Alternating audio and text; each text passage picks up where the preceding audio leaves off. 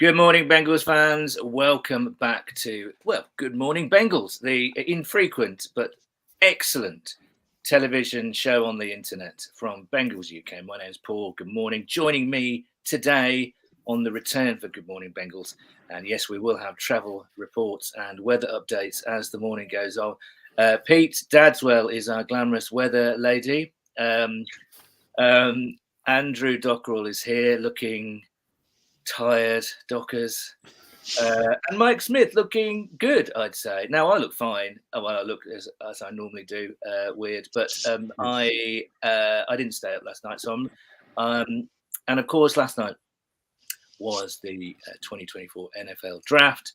I believe, the Bengals picked at around 3-ish. Would I be right, or is it later than that? Pete, what are we saying? What kind of time are we looking at? I don't remember exactly, but it was just a bit after 3, I think. Okay. Well, look at these three bright sparrows this morning. Well done for getting up for this. We do appreciate it. And we're here, obviously, to recap what the Bengals did. You must have all woken up, turned on your phones or devices and seen that the Bengals did stay at 18, and they selected one of the historic offensive tackle class, and he was the massive man, better known as Amarius Mims from Georgia. Another 6'8". 6'8" seems to be the new metric by way the Bengals. I know there's a quarter of an inch in that, but yeah. So before we get to that, I'm keen to know how it all panned out for you guys, and what was the running order, because if we just give a very quick précis of what happened and breakdown. 8 offensive tackles were taken in the first round, 7 wide receivers, 6 quarterbacks, 5 edge defenders, 3 cornerbacks, 1 guard, 1 defensive tackle, and 1 tight end. The Raiders collected Titans. Yeah, exactly. Partridge in a pear tree. Now, Dockers, let's go to you first. What struck you from that breakdown? No defensive players, I believe, were taken until quite late. Yeah, very late. It was as expected for the first few picks. So the rumours that Jane Daniels was number 2 was as expected. Caleb Williams, obviously, number 1. Drake May at 3. So the first 3 quarterbacks as expected. There was rumours Arizona may move back. They didn't. They stuck and took Marvin Harrison. So those first 4 were pretty normal. Kind of kept going fairly normally. And then just quarterbacks galore. I think we had 6 quarterbacks before we at the 12th pick, which is by far a record. So the Bengals were in a really exciting position, getting closer to them hitting the board. By pick 15, there was still Byron Murphy on the board. There was still edge 1 on the board, cornerback 1 on the board. Who was your edge 1, Dockers? Yeah, Dallas Turner. And your CB1, was it Arnold or was it Mitchell? Quinion. Right, Quinion. Mike, as Dockers was suggesting there, as the picks ticked by, all these guys are falling seemingly towards the Bengals. How were you feeling? And what was your we haven't spoken to you recently. What was your preferred pick for the Bengals at 18? And how excited were you getting with the prospect of perhaps even a Brock Bowers, perhaps even a Byron Murphy falling that low? Well, I stayed up for from pick 1 till just after the Bengals pick, and seeing 6 QBs taken off the board, you are thinking, hey up, something could land in our laps here. And I think when Bowers went first, then it was Turner as such, you began to sort of realise that those stellar players who weren't a quarterback were dripping up, we're falling away from us.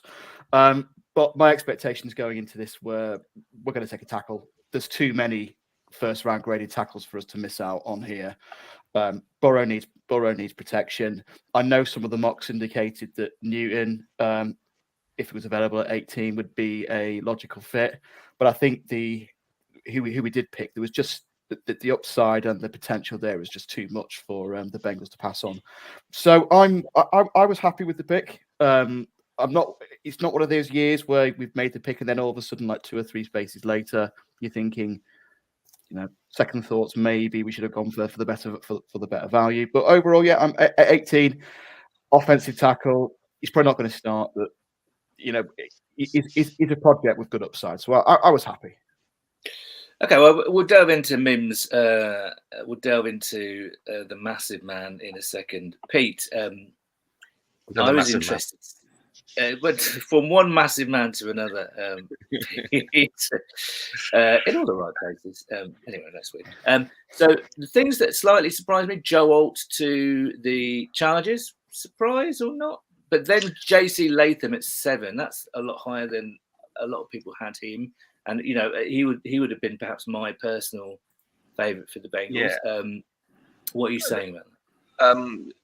Later in this process, the Latham seemed to be going up the boards. People were realising he is a very good right tackle. In actual fact, that some people were projecting he might be the first tackle off the board because the Chargers had already got their left tackle, so they might go for specialist right tackle. In Latham, in the end, they went for Alt, and they'll figure it out. Well, I don't know which side they'll end up. Probably Alt will have to transition to the right tackle. But I thought, as a whole, the process was quite spectacular because we didn't have a single defensive tackle go off the board until 15. Defensive player go off the board until 15, and that's unheard of. That was new. But it was when Penix was drafted by the Falcons that shook everything up. I'd expected that was the big surprise, right? Penix. I mean, Atlanta, after going out and moving mountains, apparently they spoke to Cousins, but briefly. I don't think Cousins is going to be very happy today. But it just shook everyththing up. I expected a lot more trades. I was predicting multiple trades. And until the end of the draft, there was only 2, and both of them were the Vikings. So that surprised me. I thought we'd heard all the team phone calls to try and move up for someone in this offensive tackle class. And there was even talk of the Bengals moving up, which would have been practically unheard of. Thankfully, we didn't. We stayed put, and we landed ourselves a very big offensive tackle. Dockers, what are the other surprises? I'm looking at perhaps, like you say, Penix going at 8 sort of shook everything up a little bit. Odunze went early, as you'd expected. The Vikings chose their quarterback, JJ McCarthy, which I guess was expected. Bo Nix to Denver was a little bit of a surprise. What was your reaction to that? Yeah, Bo Nix was a little bit early. I mean, at that point, there was literally no other quarterbacks. So if Denver and Sean Payton are trying to kind of change that program around, they needed someone, and it was Bo Nix or nothing. I think the 5th year is obviously really important now, contract wise. That's obviously becoming a huge thing there. I kind of thought Latu was going to slide more. Seeing him at 15 was probably about where people thought he'd go, but just the neck thing was so scary. But nothing else. Really. A lot of people mocked a cornerback to the Colts, didn't they? And that, I guess, a surprise, especially with both Mitchell and Arnold on the board, right? So, that's interesting. Yeah, and in fact, it was pick 22 before we saw a corner at all. So that was quite a shock. Yeah. So let's get to the Bengals. Oh, sorry, Pete. Yeah. No, sorry. All I was going to say was you were talking about the Vikings and McCarthy. The Vikings had the 11th pick, and they offered the Jets a 4th and a 5th. They got back a 6th just to move up, just to swap places, one spot. I mean, they were fearful that someone else would trade up with the Jets and Nick McCarthy, so they paid quite a premium there to go and get him. And in the end, the Jets took Fash the Bash, Olu Fashanu. Now let's move it down to the Bengals. So I'm sure you guys are like, when the Seahawks took Byron Murphy at 16, even someone like I think a lot of people quite fancied Byron Murphy, and it was all kind of going to plan, wasn't it? Really, for the Byron Murphy lovers there. Dallas Turner was still knocking around. Fuaga had gone to The Saints, which I think everyone mocked, not necessarily him, but a tackle to the Saints. Bowers, I say the Raiders took Bowers, even though they selected Michael Mayer last year. So that was an interesting pick. So it comes to the Bengals at 18. Mike, you've already said that you were reasonably happy with the pick. Dockers, Jared Verse, Troy Fautanu, Chop Robinson. You've been hearing that the Bengals were quite high on choppers. And then you had the two cornerbacks, Quinion Mitchell, Terry Arnold. You had Brian Thomas. We went Mims. I mean, what was your initial reaction? I think straight initial reaction, I was a bit disappointed. Just in terms of, it felt like another push down the road kind of pick. You step back and then it's the talent is really there. We'll get into all of that. But the initial bit for me was, how does this guy contribute day one to the organization? And he just can't. He can't play a 6'8" guard. And you've already got your 6'8" Yeah, tackle. I saw someone reply to your tweets, but no, he can challenge Volson at left guard. You're not playing someone who's 6'8" at guard, right? You're not doing that. Unless you want to just keep throwing at his helmet. No, that's probably not a good idea. So we'll get to talent, but that was my first disappointment. And again, it was the kind of, we sat on our hands. We had every best defensive player available 2-3 picks earlier. If we are desperate to get that kind of pass rush in the interior, moving 2 picks to get the likes of Byron Murphy, you'd pay that. Whether it's the third rounder, whether it's something future, like that value was there. Yeah. Mike, would you have moved up for Byron Murphy? 2 picks, it wouldn't have cost the earth, I don't think. They had a bit of capital. They've got a bit of capital in their back pocket to a bit of ammo to deal with. Would you have considered moving just a couple of places, as it turned out, to secure Byron Murphy? I would have considered it. We will never know if the Bengals did actually have a conversation with the Seahawks on what the Seahawks price was, or whether the Seahawks were absolutely at the same mindset where we were. 6 QBs off the floor. This guy's here. We've got to take him. I mean, DT is of a greater need, especially with the loss of, you know who, Paul. You can see his shirt in the background. Let it go. It's coming down today. He said to me now. To be honest. Okay. I would have considered it, but I just don't think it's not in the franchise's DNA to do this. It just isn't. It's how many years has it been since they've moved up, and who was it? Not. I don't think in your lifetime, Dockers, that's actually happened. Yeah, but that was like 10 years ago, to be honest. Yeah, so I would have considered, of course. Go on, Dallas. So all I was going to say is, every draft I had seen, every mock I had seen, had the Seahawks going for O-line, someone on the O-line. And therefore, I think it would have been a surprise to the Bengals that they went D-line. If they had gone, as everyone expected, O-line, you had the Jags immediately after. I know they traded out, but everyone had the Jags going for one of the best cornerbacks in the draft. So Murphy would have been there. There would have been no reason to pick up the phone and make that call to the Seahawks. So I think they would have been surprised. Yeah, I mean, I was expecting the Rams to really go aggressive. That was the thing that before I went to bed last night. Those are the rumors that the Rams are really interested in trading up to get their defensive tackle to shore up the huge hole that Aaron Donald had left, but they didn't. They kind of stayed where they were. But as you mentioned, Mike, the Bengals just don't trade up in round 1, do they? We can get to round 2 in a moment, but conscious of time here, I wanted to just delve into what Mims does bring us, because Mike and Dockers, you're right, really. We've signed Trent Brown. There was a reason for that. It's a really solid, literally in every sense, solid, starting insurance policy, if you like. But it would have been a shame not to take advantage of this tackle class. But they've got Mims. Now, Mims is arguably the most contentious of the lot.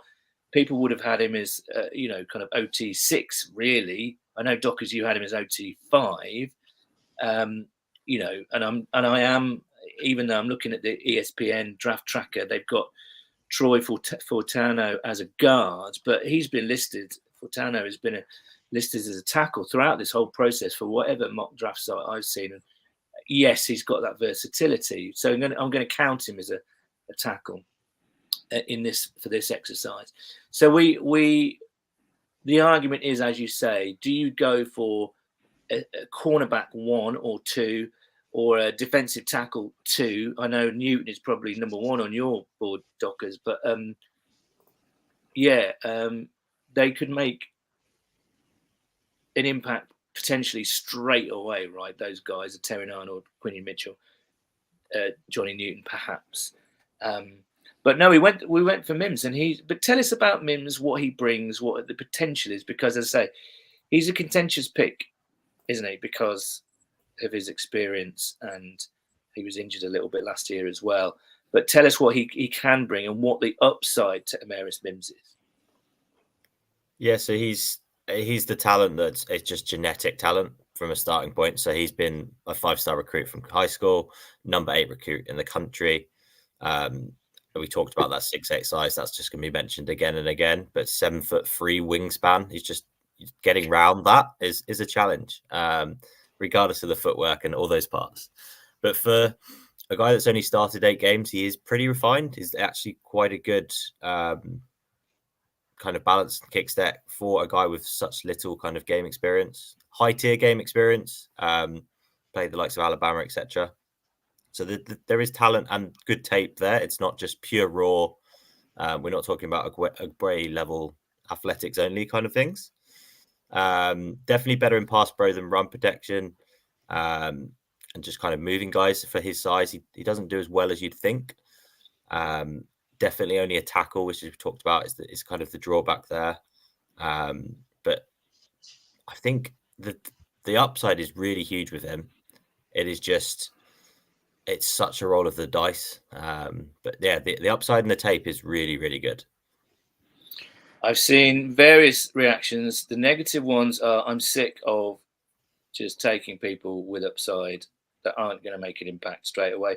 We've had 2 years of this, let's not forget. Miles Murphy wasn't an immediate starter. Now he came on, and the hope is he'll make his jump this year.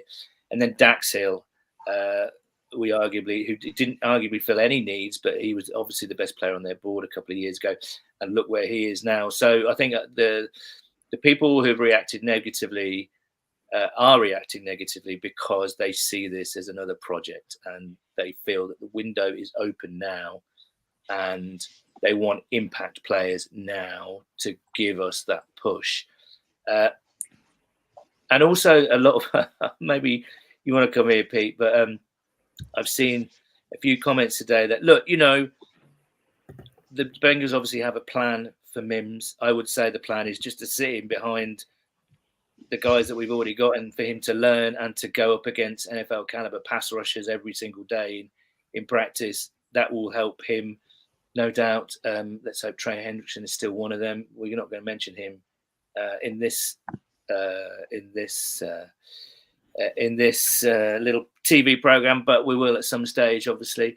But also, the plan would be to let Frank Pollock at him. But then again, some negative comments kind of saying that, well, we don't trust Frank Pollock. He's not.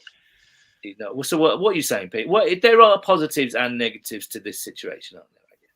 Yeah, listen, it's not black and white. People are assuming those are our 5-0 linemen, we're going to be playing them all season. Well, it just doesn't work out that way. Let's look at the last 2 seasons. We've had injuries all the time.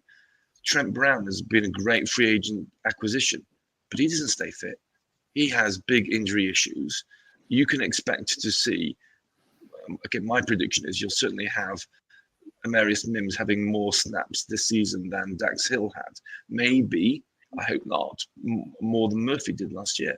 Mims will need to step and show himself this year. So it is a draft for next year when we no longer have Trent Brown. possibly. Just as we did with Dax Hill to replace Jesse Bates, Murphy was brought in for similar purpose. But I suspect the Mims will be required this year for quite a few snaps. Mike, would you agree with that? I mean, 100%. I think we all agree with that, really. 100%. It was certainly mentioned on a numerous number of pods and seen it in a couple of articles about the Trent Brown situation. The fact I don't think he's ever actually played a full 16 or 17 game schedule as it is now, 17 game schedule, and this is ultimately you have a ready-made replacement who what 21 years of age. If we can condition him, if he develops on the trajectory that we all hope he does, he's going to be the anchor for, well, potentially for as long as the Burrow career here as well. Doc, as you've mentioned, a point I want to pick on about is he's more of a pass protector than a road paver. I personally think that was a positive, and that's potentially why we actually went and made the pick we did. Is that is exactly what we need. We need to give Burrow that degree of protection. I personally see that as the positive out of this. And if you can get, if you can condition him to be a road paver as a bonus, then happy days. One thing with the injury did flag up, and this came up in the Beast, of the Athletic draft article, was the fact he has but a troublesome ankle. It would be interesting to see a guy of that size, of that caliber, how that does hold up going from playing the college from the college. I know it's the SEC, so it is the toughest conference you can play in, but it's the NFL is a whole different level. So it'd be interesting to see, how we address that and whether that does creep up again. But you take levels of risks in this game anyway, so I'm confident. I think you're right. It is every pick's a risk, isn't it? Let's face it. Yeah. It's just you've got to weigh up, whether it's less of a risk than other people. I think you make a really good point. The workload that he's about to experience again has a positive and negative side to it. Positive that he just gets exposed to this level of play every single day, which has got to be good for him. And negatively, if he has got a bit of an injury problem, he's got the workload that will be just, let's hope he doesn't buckle under the workload. But I'm sure they'll bring him through. They're not entirely stupid. Pete, go on. I like the summary we heard from the Bengals immediately after drafting him. And obviously, they'll talk it up. But they simply said, with reference to his lack of experience, they simply said, if he played more, he wouldn't have been available at 18. So they think he's a great talent that we've got because he hasn't played as much as some might. And if that's the case, this is a home run pick. If it turns out, and I'll also say, Pete, that that I don't think they stretched. It wasn't an overreach for this. He was kind of mocked around 18 to 25. You see, if like Mike, you mentioned earlier, if we hadn't have taken him, I can guarantee you that the Steelers would have taken him 2 picks later without any shadow of a doubt, I think. Yes. Go on, Mike, you're itching to say something? Just more of a theory, but look at his college comes from Georgia. Well, two of the arguably one of the greatest Bengals of the modern era both came through Georgia as well, as in Geno and AJ Green. You must have thought that they would have spoken to him, or at least his people would have reached out to them to ask, what's the culture of the Bengals like? What's it like moving to Cincinnati? And I think that does play an awfully big part of it. You are drafting a guy from a college, from a program produces these NFL caliber players, give you the production that you demand of them. So I think that may well have had a bit of a part to play in this as well.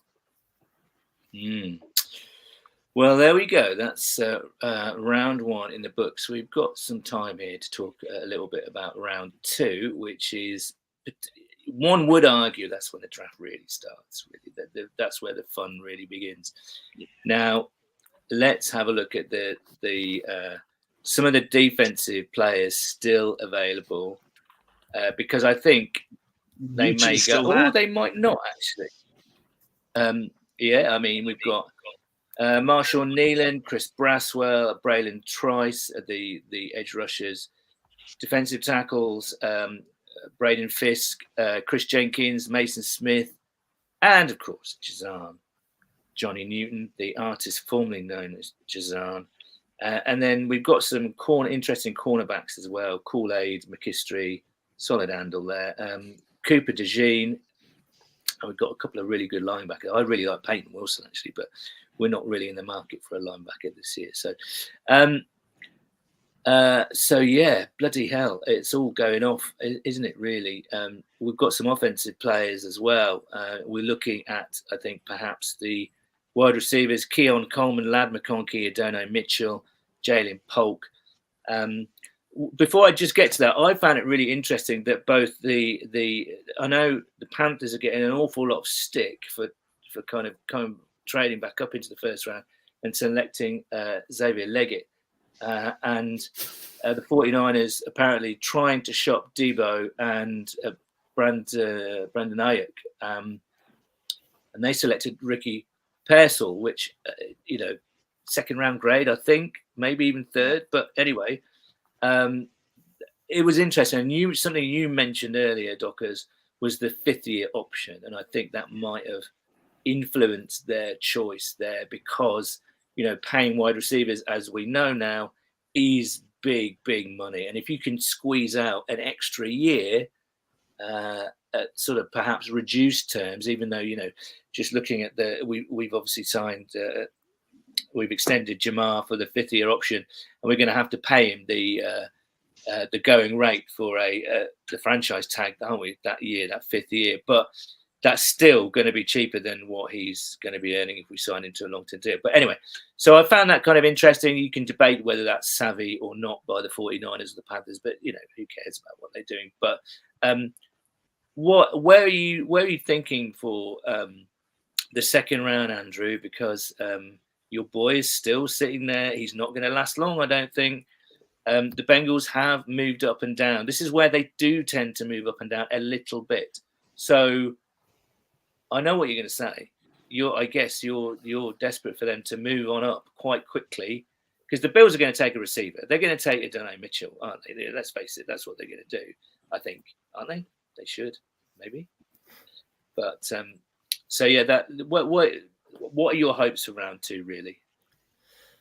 I think there's 3 key positions, and if it's not that, then I'll start getting a bit stressed. So, cornerback.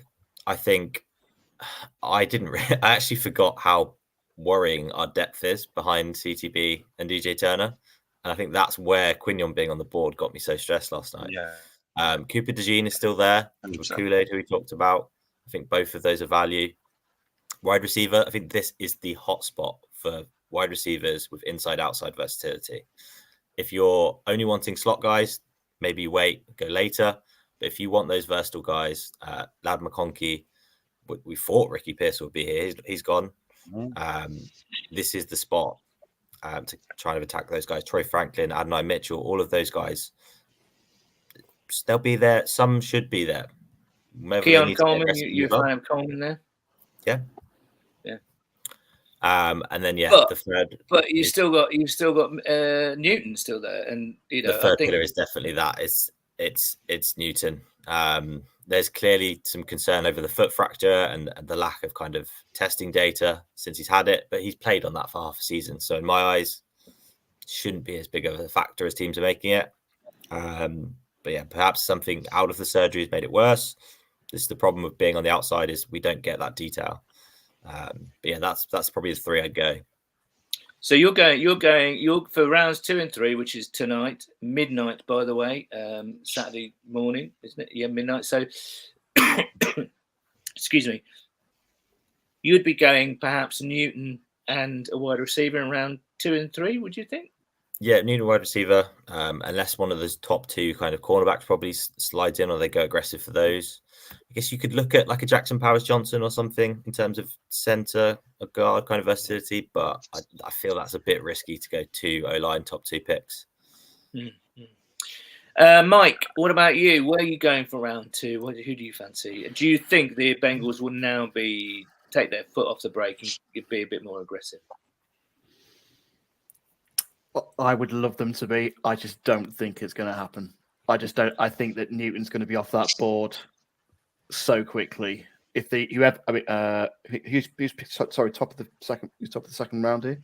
It's Buffalo, isn't it? It's Buffalo, the Patriots, Cardinals, the Washingtons, the Chargers, the Titans, the Panthers. You just know they've already got that card with Newton's name written on it already, and they'll be straight up there selecting. So I think, unfortunately, Dockers and everyone else here who's a fan, I think we can kiss that bye. Ultimately, we've got 49. I think it's wide receiver. T's obviously probably likely to walk after the end of this season. You know, the Bengals love to draft in that area, and the fact you've got a number of, you know, arguably first round graded guys still remaining. Lad McConkey is the one. The media seems to have picked up that, you know, he's dropping out the first round. He's still there. Another Georgia guy as well. You've still got Coleman out of Florida State as well. He's still available too. I think just by the law of probability, you're going to get a guy again falling down to 49. I just don't think they're going to be able to resist again, and they'll go for a position that they know and love and know how to develop. Give Joe Burrow another weapon. But I do agree with you on Docker's point. Is if you're after a slot guy, no need to do that in the second round. You can clearly wait for a couple of rounds later. Yeah, Millen will be around knocking about later on. Pete, what about you? What are your hopes and fears, I guess, for this second and third round? I'm torn. I mean, this day 2 is key, and we've got 3 picks, which is great, and we've got 3 positions that we need to fill. As Doc has said, wide receiver, cornerback, and D-line, probably internal D-line.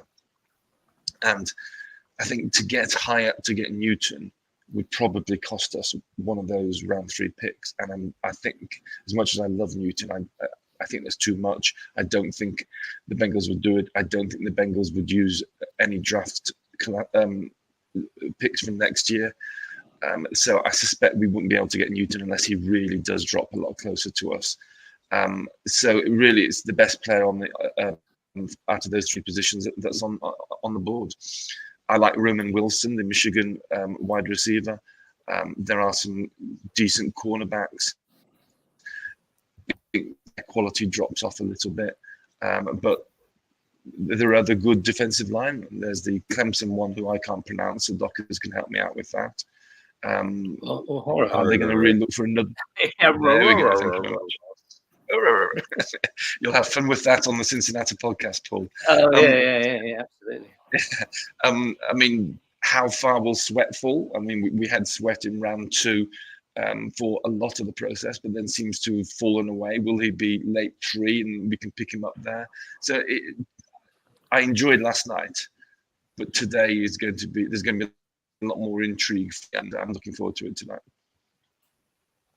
Yeah, I'm torn as well. I think, you know, there's, as Docker says, there's a real sweet spot for wide receiver. If we stand pat, I wonder if we are going to be aggressive, because when we have moved up and down the boards in rounds 2 and 3, it hasn't been like by 15 places or anything earth-shattering. It's always been a couple of 3, 5 places, whatever. So if we are going to move up, I expect that, nothing more. So I had to say, I don't think Newton's going to be an option. I do think a wide receiver might be, and I like, out of everything there, you know, Keon Coleman's great, I think. Yeah, I think a defensive tackle is imperative at this point. Chris Jenkins, Rook, Michael Hall, perhaps. You know, Mason Smith, he's been in to visit for the Bengals. I know that's going to polarize some. Mickey Becton as well. There's a whole bunch there. So, sorry, Mickey Winger. Yeah. So, yeah, I'm torn really. They could go in a number of directions. But, as I say, this is where the fun really starts, I think. So, so let's just go around. Let's finish this off. I know everyone's got to get to work. Thanks, everyone, for tuning in. We'll be back tomorrow morning at 9 a.m. God bless us all for that. But a snap grade. Mike, give us a grade for the Emeritus Mims pick. I'm going to go with a solid B. The upside is there, but you do carry that element of risk in terms of his level of experience and the fact that he does have a slight injury history too. He's raw, but B's fine. B's absolutely fine. Yeah, I think I'm with you on that one, mate. Pete, what's your snap grade? I'm generally a positive person. I'm going to go with the B, but it's going to be an A+ in 2 years' time. Oh, I like. See, that's a fair point. I think because that could happen. That's his upside. Everything that I've read about Amarius Mims is that he has all pro upside. He has all pro upside. Andrew, give us your grade for last night. I think if in this scenario you give it a B, if you give me a scenario where the 3 picks before went where the quarterback, the 4th to the 6th quarterback went, then it's an A. Interesting. Right, more fun to come. And do remember, I think it's important to say that it's not worth grading or getting too up and down after one round. That you've got to grade the whole draft as a whole because, even Amarius Mims might fit into some beautifully constructed hole by the end of this weekend. We might get some of a really quality couple of defensive tackles. We might get some exciting wide receivers. We might get a running back. We might get some cornerbacks to shore up that depth in the back end. We might even get a tight end. Who knows? We haven't even mentioned Ben Sinnott, so he could be around today as well. So join us tomorrow at 9:00. And in the meantime, have a great day. Thanks for tuning in.